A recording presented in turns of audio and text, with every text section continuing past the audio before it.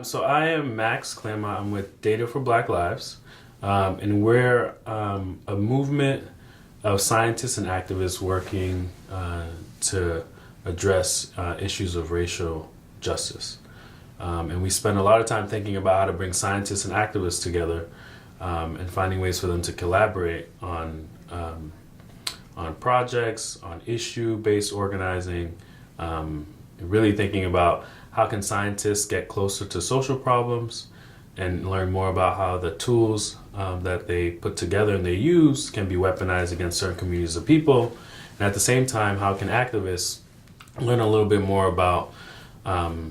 data, technology, and the ways that they can apply it to their work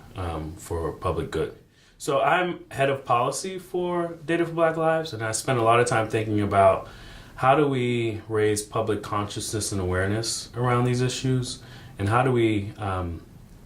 meet decision makers wherever they are. And so when we think about decision makers, it's not just Congress and folks working in DC, but people who are the head of institutions, people who are the head of social agencies, city officials, anyone who has a responsibility to address public good and policy. And so we spend a lot of time thinking about how do we educate public officials about the ways data and technology can be weaponized against groups of people, and then through that education, hope that that informs their policy making.